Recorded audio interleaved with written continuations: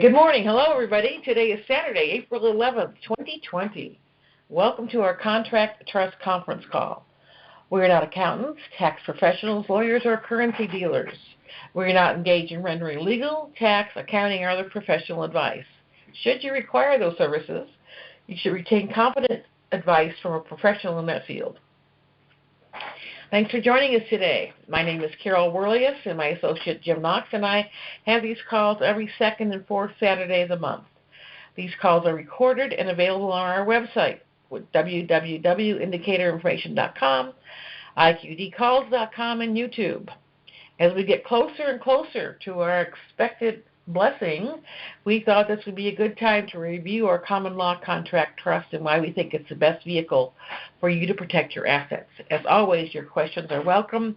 If you have a question, just star 6, and we'll get to it in time. So most of you are aware that we offer and create non-grantor, irrevocable common law contract business trusts. So for the sake of simplicity, we refer to it just as a contract trust. It is technically a business trust, but we've also opted to drop the word business from the title as it sometimes causes confusion. If your trust says business trust, it's okay and still very valid.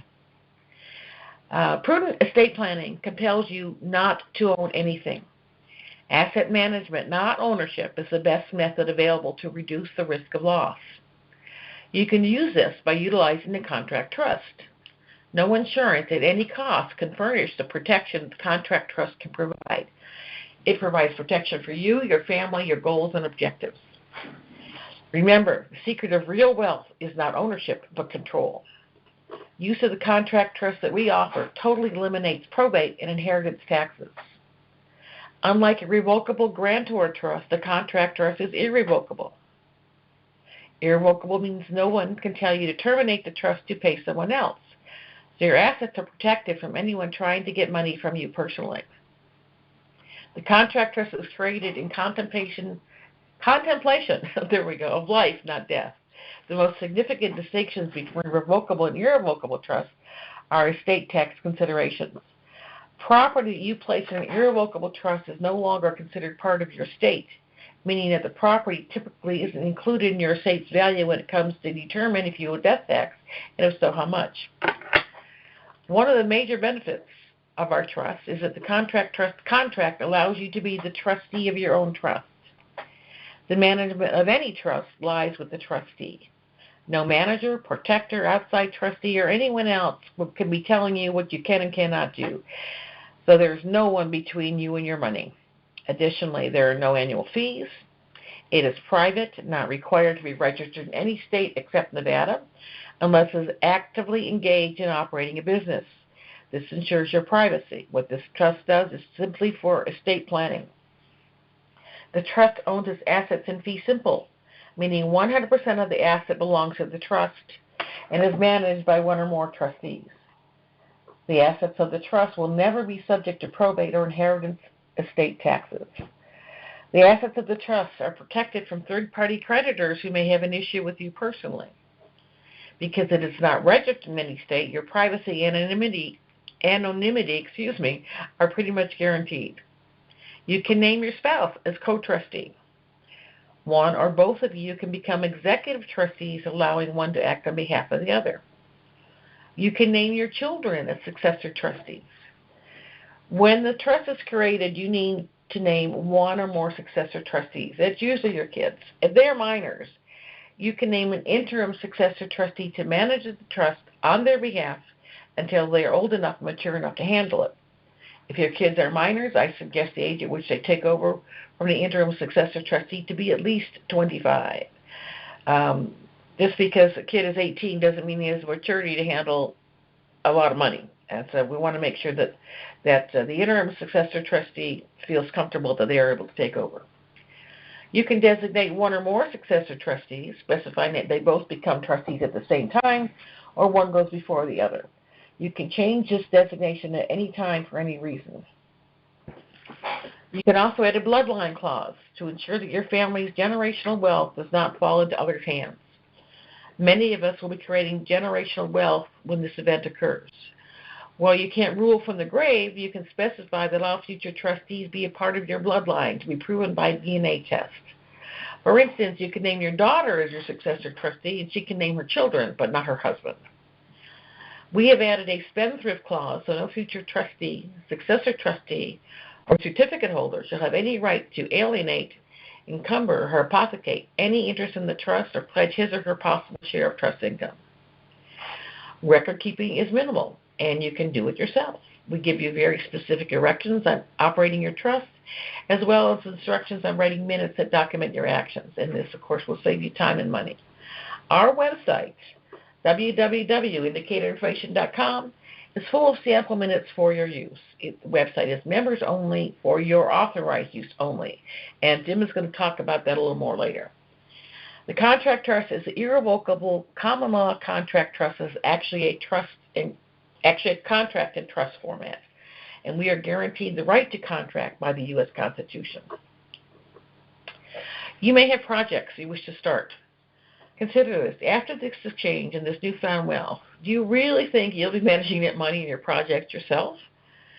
The numbers this may bring in are far higher than most of us have ever dreamt about, let alone managed. Don't expect to live the life of Riley just because you finally have some money. Great wealth also brings great responsibility. Many of us have been advised to hire transition teams to assist us in managing our money. While it may be premature to start interviewing people at this time, you may want to consider personal bankers, relationship managers, humanitarian teams, as well as wealth management teams, trust management teams, IT teams, medical and health advisory teams, real estate specialists, legal and tax specialists, and security teams. And as I say, well, you can't necessarily interview any of these people right now. You can look up a lot of people online, a lot of these different services, and see if they're in line with your goals and what you're looking for. You will probably also want to hire your own personal manager or executive assistant. I would caution you to find a good headhunter that will vet good candidates. It is not a good idea to hire your grandson, sister, or best friend. Hire a reputable company to hire your personal manager and other employees.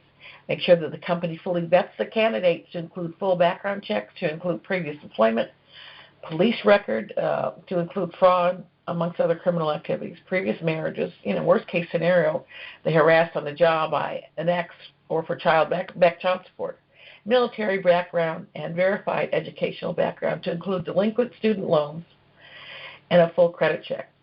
If any of those previously mentioned come up, you might be tempted to steal from you, blackmail, or even worse, help kidnap you. Your personal manager is your liaison to all the rest of the department heads for your projects. They report to the personal manager and report to you, and you decide if you need personal time with the department heads. So I can hear my voice is starting to crack a little bit. So Jim, you want to go on with this or talk about the website? It's up to you. Well, let's go on with this.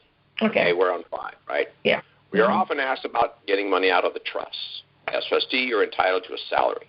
While this is taxable to you, I think it is still a good idea. I think it's still a good idea. You can take much of or as little as you would determine you need. If you find you can't make it on $10,000 a month, give yourself a raise. This is a taxable event. In other words, you're going to have to pay tax on the money that you receive in your Social Security number.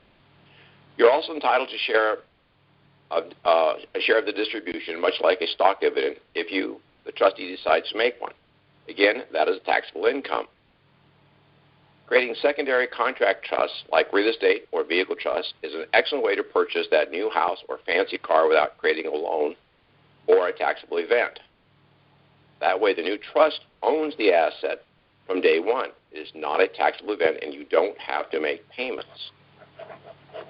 You could also borrow from the trust. A big question for many is, how do I pay off my house? Or how do I purchase my new property? There are a couple of ways to do this. You could borrow the money from the trust personally, essentially a new mortgage or refinance, that you control. Or the trust could purchase the property itself. In either case scenario, you will still end up owning the property in your own name. This is not a good idea if you are trying to keep a low profile. A better option is to obtain a mortgage from the trust, secured with a promissory note, and put the house into a real estate trust. This is also not a taxable event. If you borrow money from the trust, you must make payments, even if it is just a nominal amount for interest. How about a 10-year renewable balloon note at 2% interest? You must make the interest payments, or the IRS could consider it a gift. We have specific contracts and minutes to facilitate these options for additional trusts. Let the trust pay for your business expenses. You'll have office expenses, professional assistance, as well as automobile expenses. If you're planning a trip, make it a business trip so you can write off most of the expenses. Likewise with a golf or tennis club membership. You need to expand your circle of potential business offers, right? Suppose you are thinking about buying property in Europe. Why not make it a working vacation? Talk to the realtors, pick up a business card, etc. I'm sure you'll meet a lot of business contacts on the golf course, tennis court, marina, etc. Maybe the trust could contribute to the cost of those memberships. While I wouldn't try to write off the cost of everything, this is certainly a good way to pay for those expenses. The trust can also pay for your insurance needs. Most of those expenses are tax deductible for the contract trust. Regardless of which method or combination of methods you choose, be sure to write the minutes to support your actions. You must be diligent in keeping good contract trusts legal and in compliance with the federal, state, county, and city codes. Will I need more than one contract trust? Well, probably you don't need additional contract trust at this point. You will mostly likely want to diversify post-RV. We like to call this first contract trust your mother lode trust. It is and should stay private, known only to you and your private banker or wealth manager. My comment on that is this. I've talked with my banker the other 3 weeks ago, before we got all caught up in this mess we're in right now with this COVID-19. And he assured me that the way it's going to be set up with these private bankers is that you will have a liaison directly to your private banking team. And the only person who will ever see your wealth in your mother lode will be that person.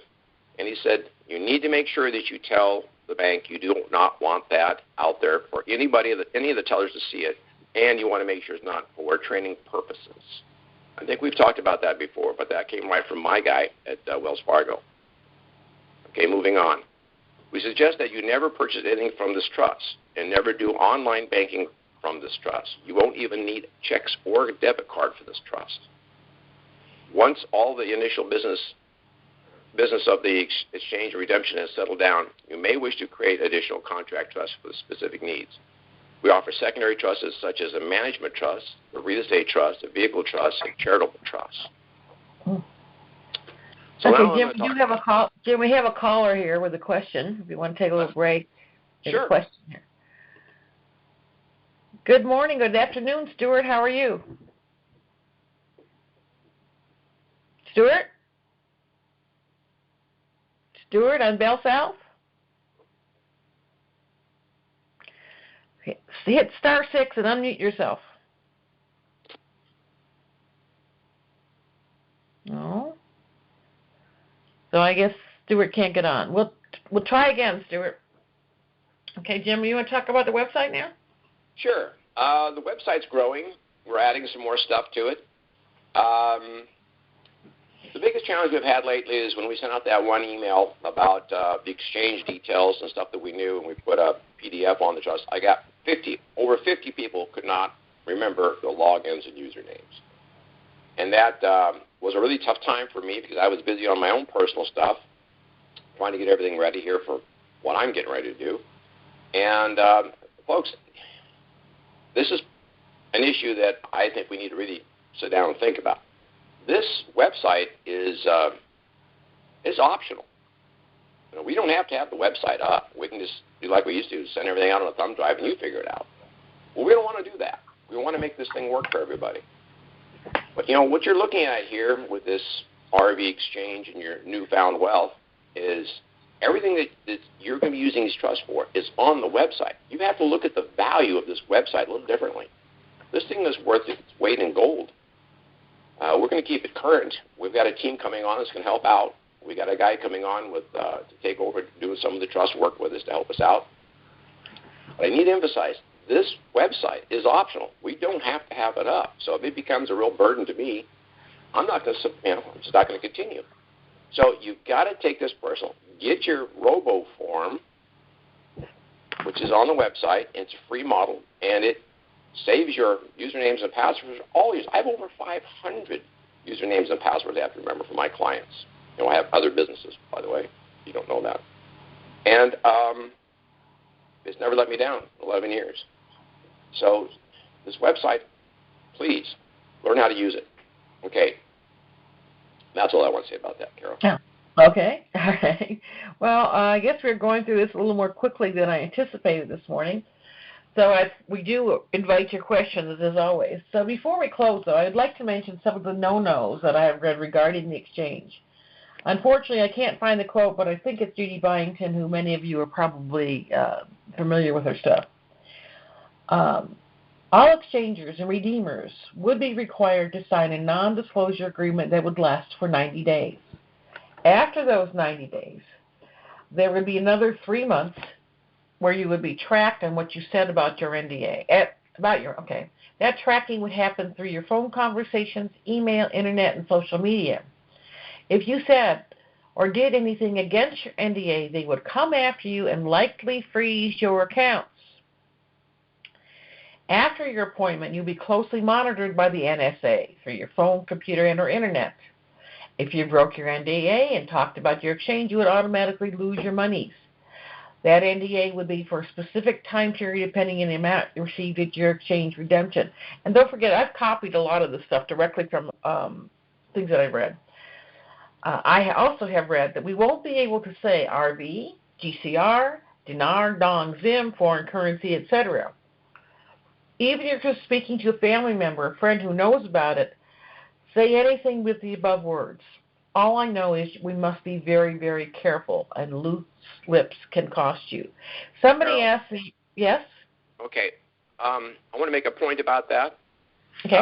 This 60 or this 90-day NDA is perfect training for you to learn how to keep your mouth shut about this forever. Forever, exactly. Yeah. Now, you look at this 90 days as your breaking the bad habit of talking about certain things in your life. I'll guarantee you that the super wealthy don't talk about their money, where they've got it and how many trusts they've got and all that stuff. So this is a perfect time for you to acclimate your brain to keeping your mouth shut about this wealth. My comment. I totally agree. And, some friends may ask, if you suddenly buy a house in a rich neighborhood, or you've been driving the Fords and Chevys all your life, and you show up with a Lamborghini, somebody's going to ask you where you got all this money. First of all, it's none of their business. But secondly, I made an investment and I signed an NDA. That's all I can tell you. And somebody asked me recently, well, I've given away a lot of currency from friends. How do I tell them about it? How do I tell them they can go cash it in? Well, before you sign an NDA, you can tell them, the RV has occurred, go to such and such a place, and you can find some 800 numbers to call, make an appointment. After you sign your NDA, you're going to have to come up with some kind of code for that person. All right. And you remember that trip that we were planning? Well, I finally got tickets. Whatever. Something so you can get the point across to them without telling them anything, without using any of those words. You have anything to add, Jim? Yeah, I do. Take your NDA, condense it down to a page or two, and then if they start asking questions, giving you a bad time, slide it across the table and say, well, if you sign this, then maybe we can talk about it, but I can't talk about it now. I'll talk about it in the future. Well, when they see something like an NDA, they're going to go, oh. So you're telling them you've got an NDA, and you're showing them an NDA. It's two different things. They will start realizing that, oh, you're in a contract. You can't talk about this. Now, they don't have to sign that one. They just have to see that there's something available, that you have something that you just show them, well, I have to sign one of these things. You can read it if you want. Yeah, that's a good plan. I've got a few people that I have to do that with because they're going to pester me. And we all have a lot of those in our lives, don't we? Yes, we do. You may want to hire your own, you may want to create your own private NDA to any professionals you hire and to any other people you have previously spoken with regarding this investment, just what Jim talked about. Just show them an NDA. I mean, he's just talking about somebody that's too nosy. But anybody that you do want to work with, you want to make sure they keep their mouths shut as well. Otherwise, it will go back to you.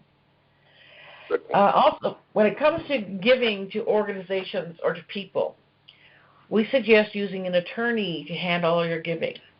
If it's merely $20, $50, $100 tip here or there, that's different. But if it's any real money, I suggest utilizing an attorney or a legal firm to do the giving. By doing it this way, nobody receiving the funds really knows who the donor is, who the giver of the money is. It is a way to keep it private, keep it anonymous.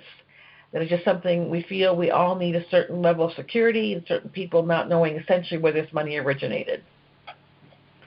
And for your own protection, the best thing to do is zip your mouth on how much you have and don't expose yourself with any unnecessary luxury or overspending. Now, for me, I'm going to have a private security company working with me. They're going to be around me most of the time.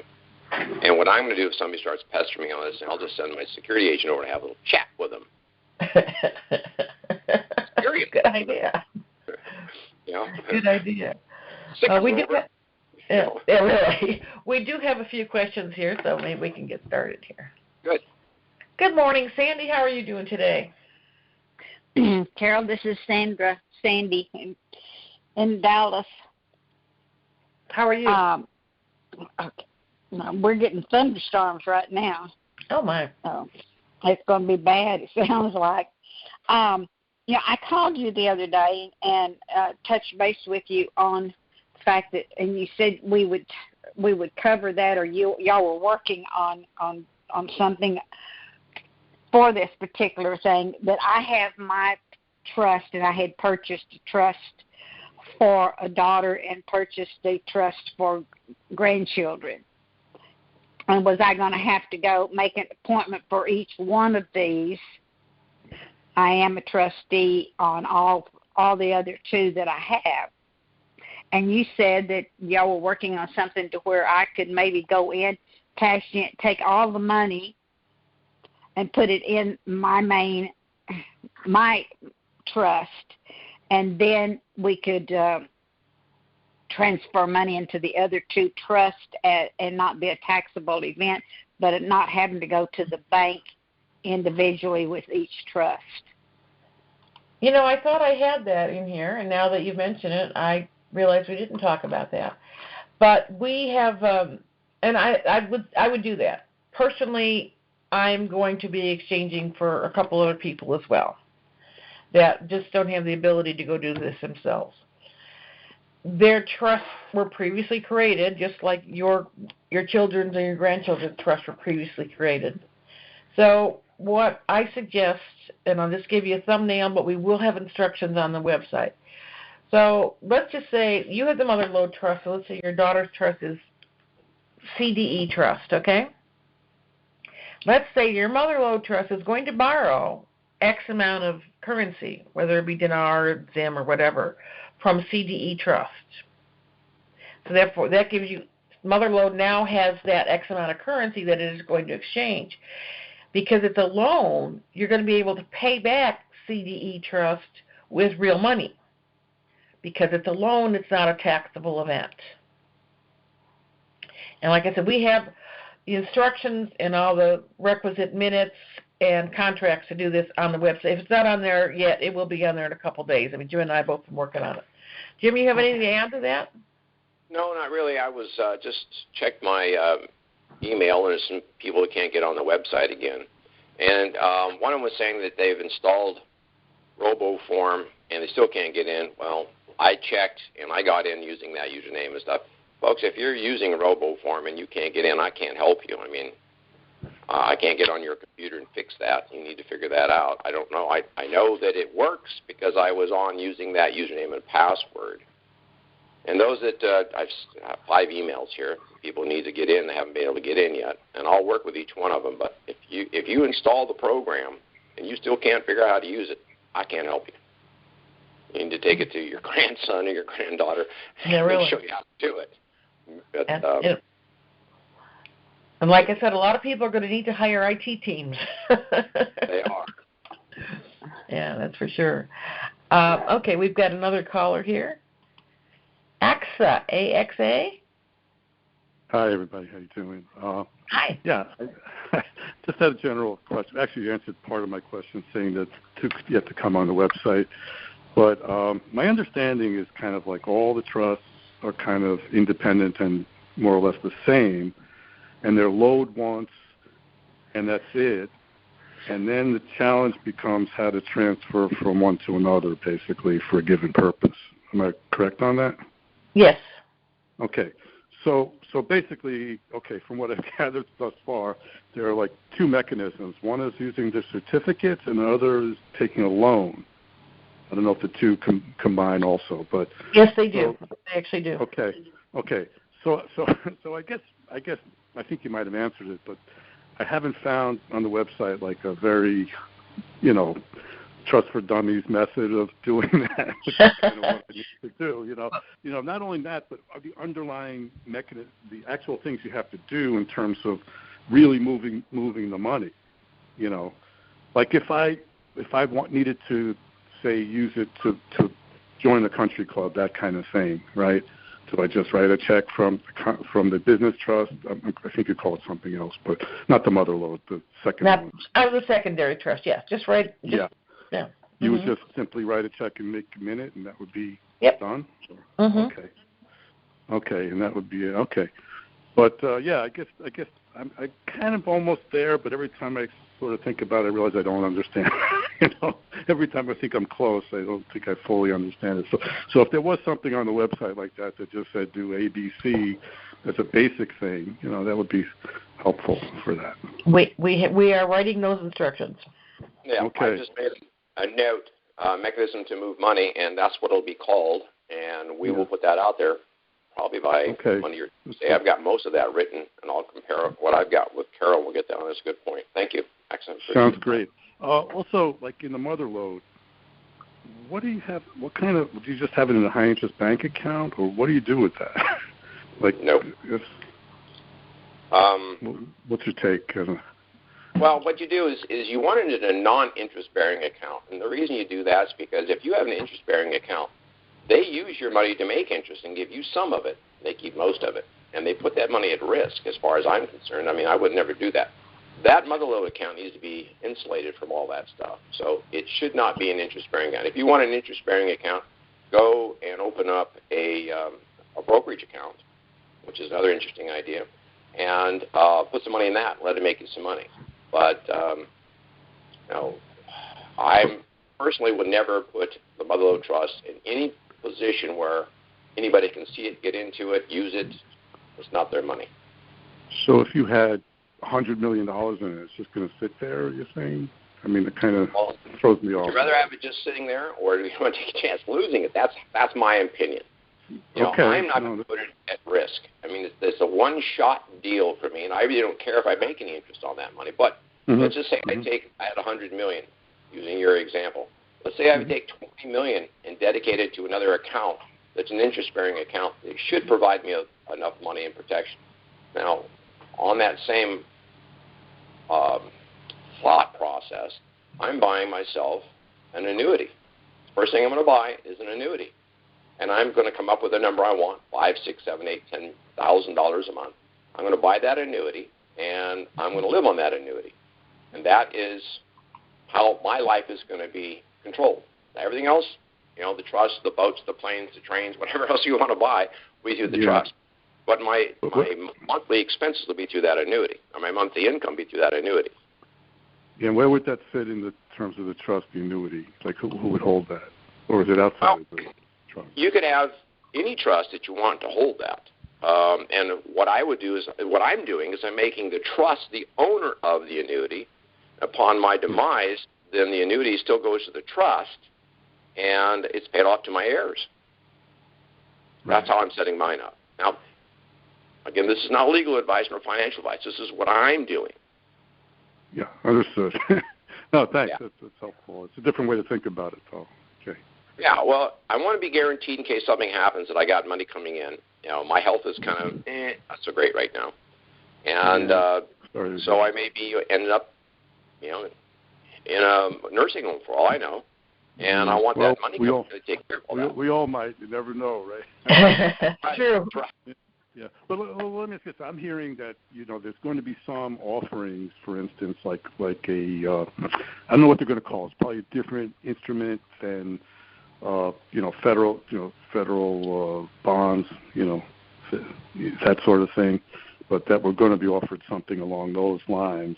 We might even be forced into it, depending on how much you're. I think if you have ZIM, you're going to be pretty much forced into a long structured payout, which will become an annuity.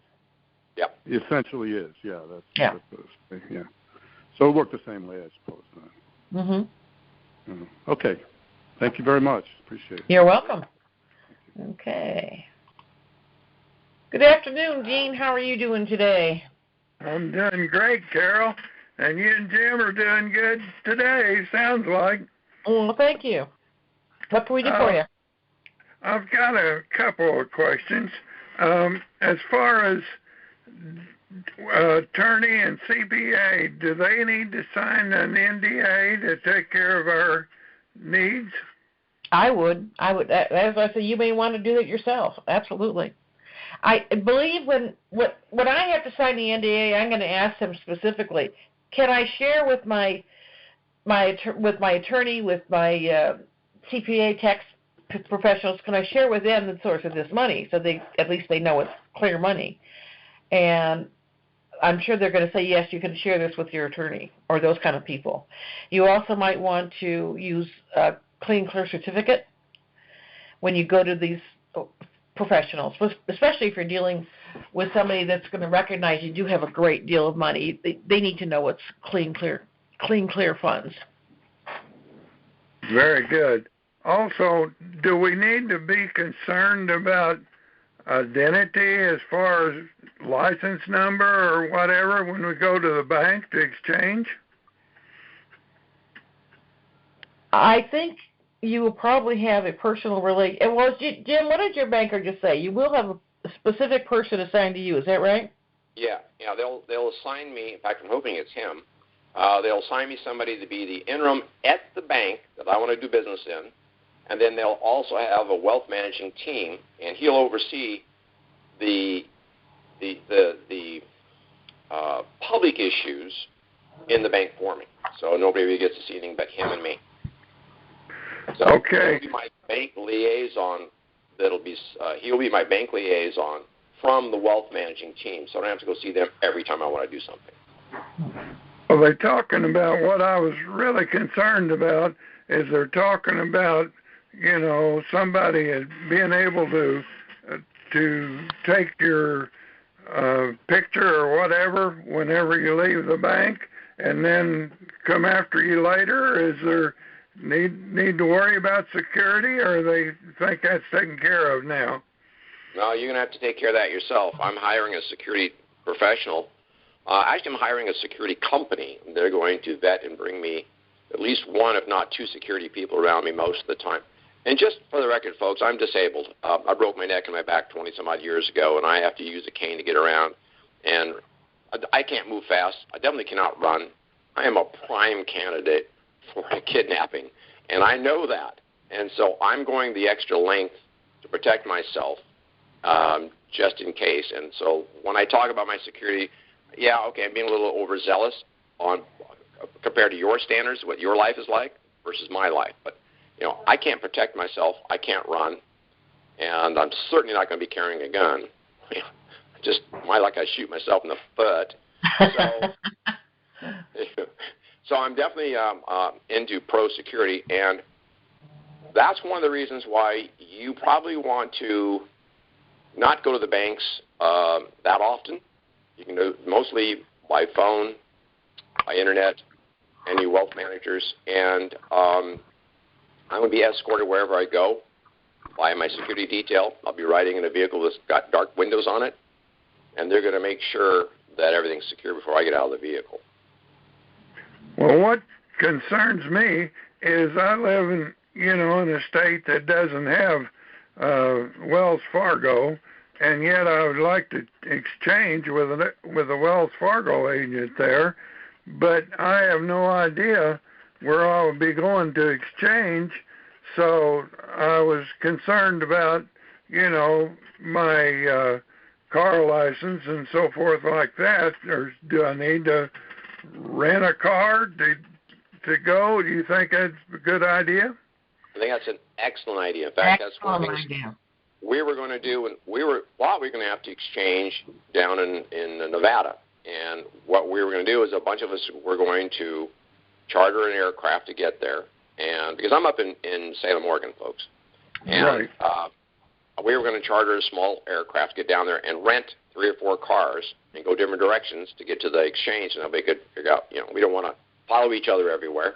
But, yeah, we're very much into looking at security here. And you may want – I think that what will happen if there's no Wells Fargo there, when you go to exchange, you can still open an account, Wells Fargo, right there at the exchange with your wealth managers.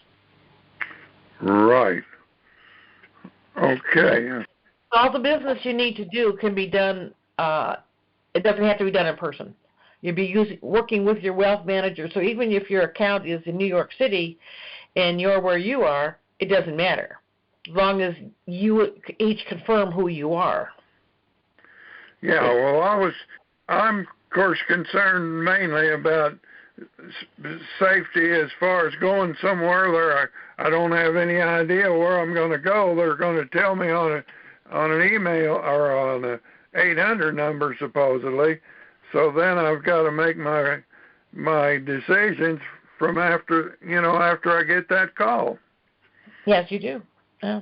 I know. I've got some friends back in Seattle that were planning on driving to a hotel, renting a car, driving somewhere with that rental car, dropping it off in the hotel, and getting another car. So therefore, whatever car they were driving would be completely anonymous. And speaking of security, when we go, President Trump gave us all a really good idea the other day, because they do have facial recognition software now. Right. And granted, a lot of people are wearing masks, but his suggestion was, if you don't have a mask, put a scarf around your face. Hello? If you wear a scarf around your face and a pair of sunglasses, the facial recognition will not work.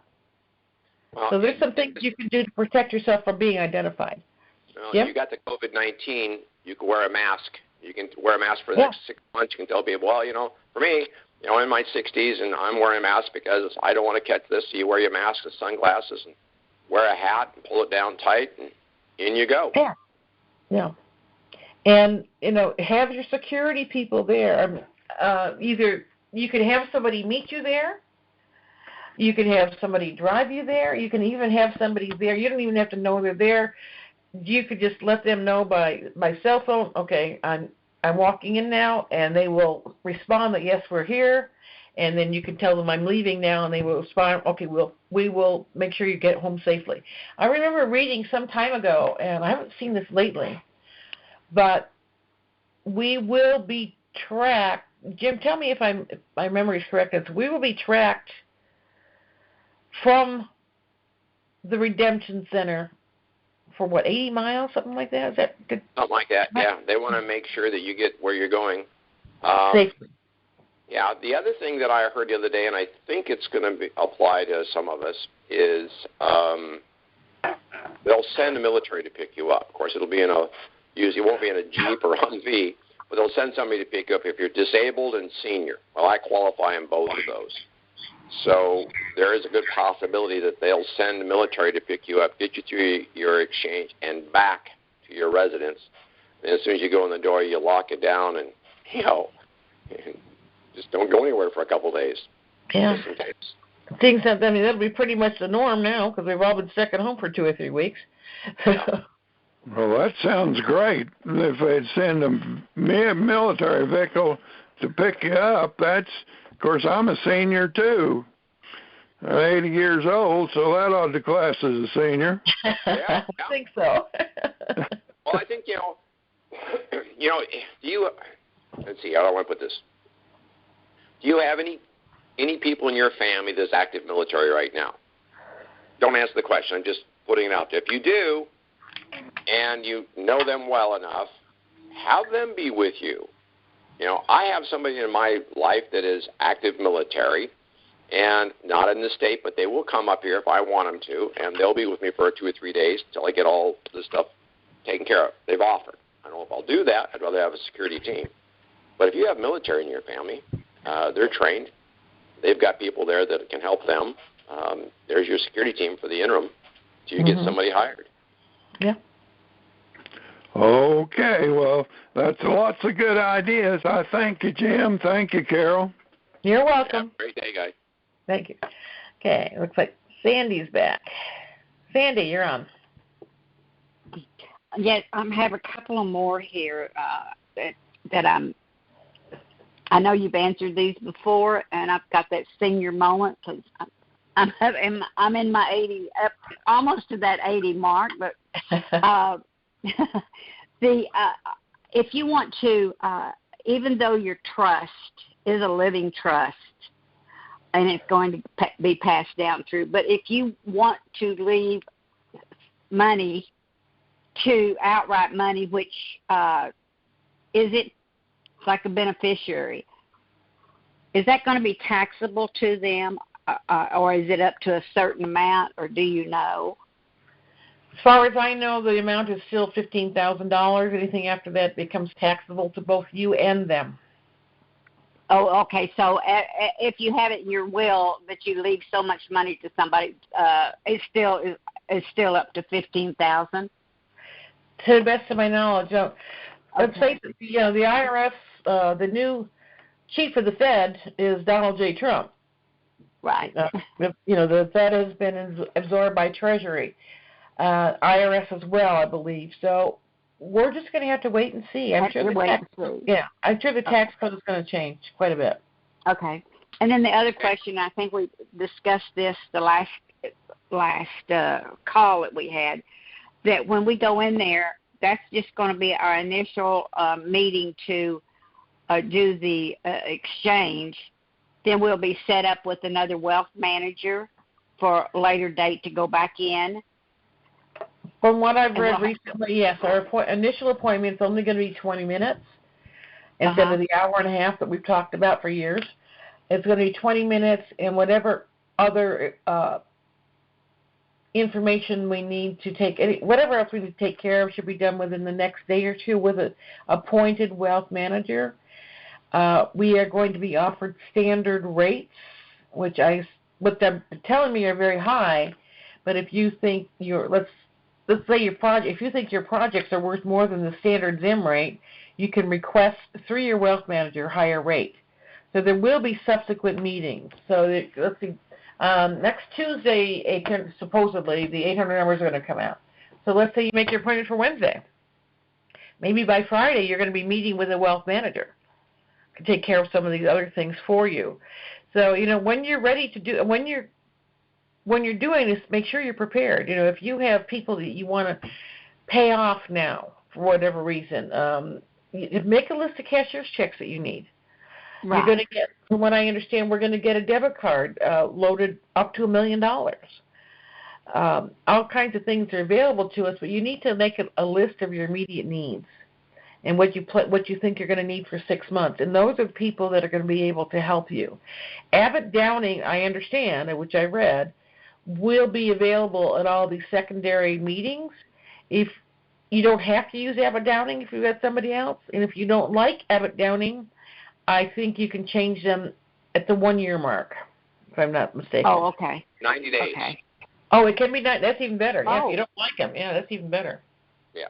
Okay. I read 90 days. Now, I want to jump in here real quick. Remember, if you want to give somebody more than $15,000, set up a trust. Make yourself the trustee, and then once everything's done, you make them successor trustee. You just call and say, I just can't do this no more. It's just too much stress. I'm resigning as trustee. You're going to have to take over and spend all that money for you.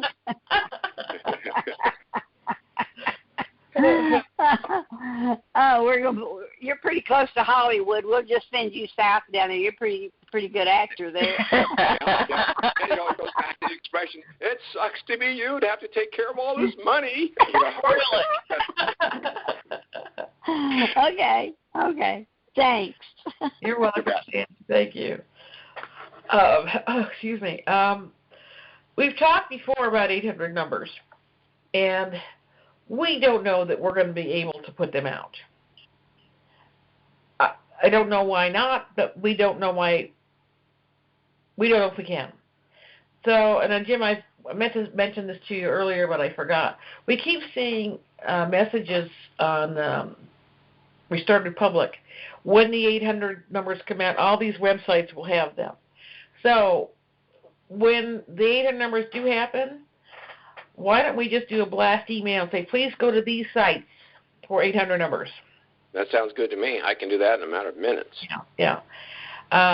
We don't, like I said, I don't know that we'll be able to pass out 800 numbers, and we really don't want that responsibility. There's, I think, 6 or 8 websites that you can call that should have them, and we're happy to do whatever we can to facilitate that, but it really is not our responsibility to give you the 800 numbers. Now, let me jump in here real quick.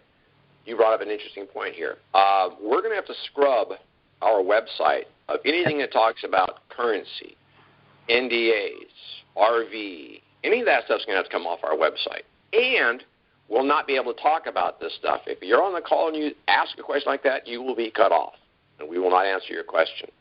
So post RV, everything has to change. And so just be aware, folks, that if you violate your NDA on the phone call, we're going to hang you up. We're not going to talk about it. And so just be aware that we will scrub the website as soon as we know that this is happening, and we'll get all of those words off of there. So it'll be a website designed around how to operate your trust and nothing more. Yeah, exactly. So any other questions before we go? Well, I don't see any. So it's kind of a short call today. But we will close with, our trusts are currently priced at $1,995. We accept all 4 major credit and debit cards. And we also pay a $300 referral fee. We are busy, but we welcome your business. If you do wish to order a trust from us, you can go to 3itrustapp.com and fill in the application there. And now, of course, I have questions. So hang on just a second. Okay. Veronica, nice to hear from you. Veronica, are you there? You hear me? Can you hear me? Hey, speak up a little louder, please. Yes. Can you hear me? If you could speak louder, that would be good. I've got my phone turned up as loud as it will go, and I can barely hear you. Can you hear me now? Yeah, okay. All right, go ahead. Yes, my question really hasn't got to do with RV. I was just, going with a business trust, and I just want to know, I know it's not considered a business trust, but if I wanted to operate a business from the business trust, I can do that, can't I? Yes. Okay, that's my question. Thank you. You're welcome. Bye. Bye-bye. Okay. Raul. Oh, hi, Carol. Hi, how are you today? Pretty good. I just, you and Jim, thank you for providing the service. I just wanted to have a curiosity with the 800 number. How do I or anybody that just barely bought the trusts and not too pretty recent in this business of exchanging our currency, how do we find out about the 800 number if you're not allowed to pass it out? Well, as I said, we'll put out an email blast, like you get an email telling you we're going to have a call. We'll do the same thing, an email blast, and tell you which website you can go to get those 800 numbers. Okay, and it'll be appropriate to San Diego, because I think there's several locations here we can go to, I suppose. I don't know anything about that. I think when we make our call, actually they're going to ask for your zip code, and they will tell you, okay, we can send you to San Diego, we can send you here, we can send you there, you make the choice.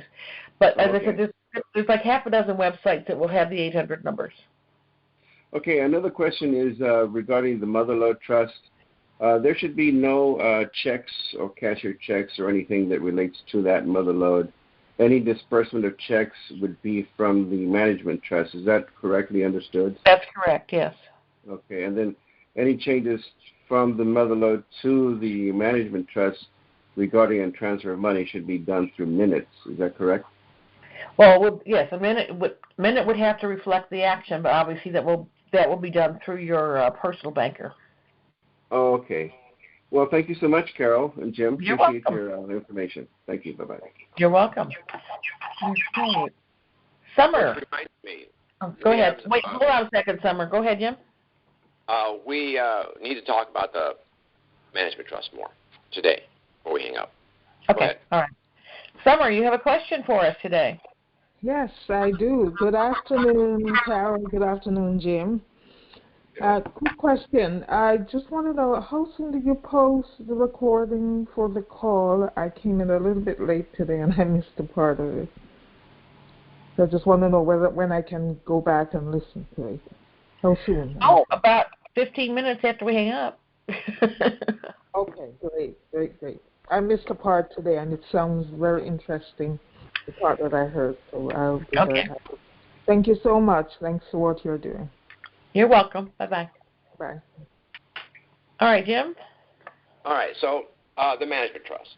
We've got some confusion among some of our people that called me this week. The management trust is kind of like an escrow company.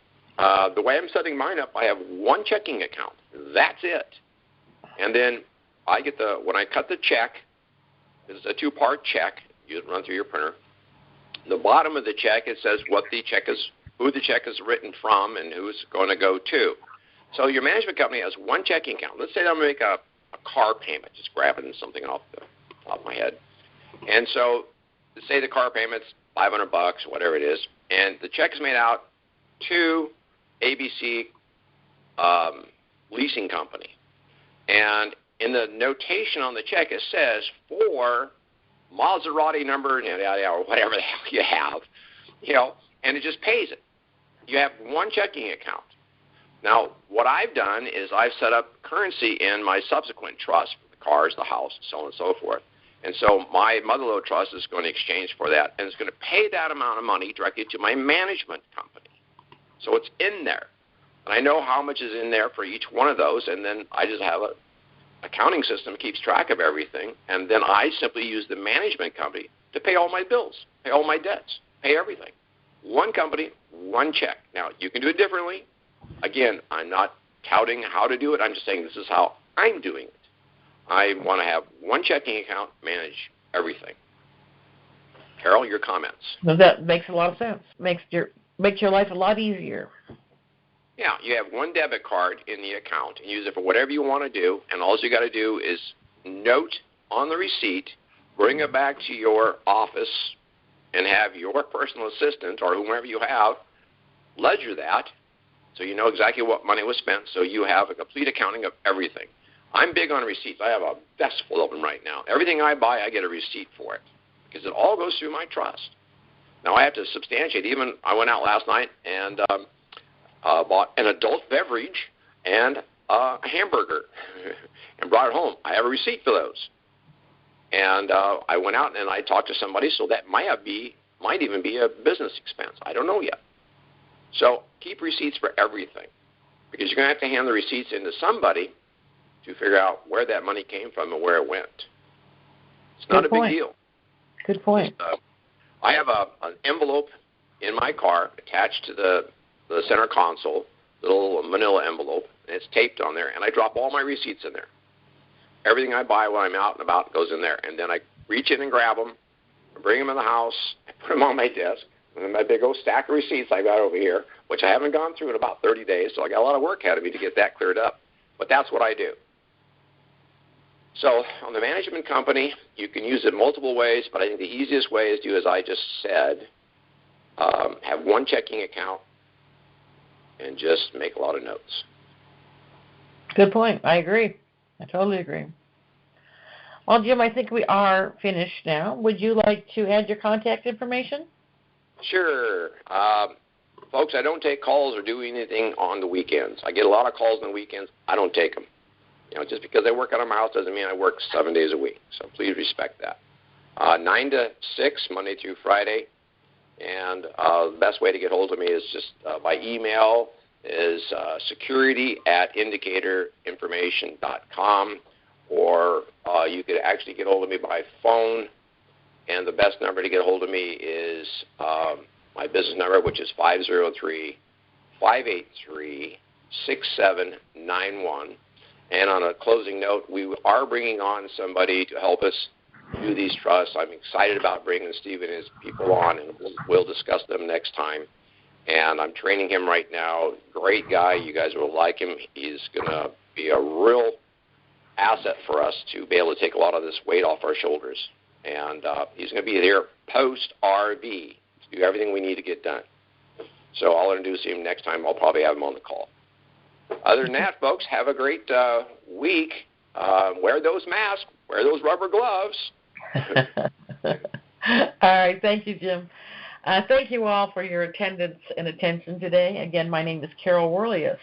My phone number is 425-820-8090. I'm available between 10 and 6 Central Time, also Monday through Friday. My email address, and that really is the best way to get a hold of me, is info at indicatorinformation.com. So go RV, happy Easter, and have a great week. Talk to you soon. Bye-bye. Bye-bye.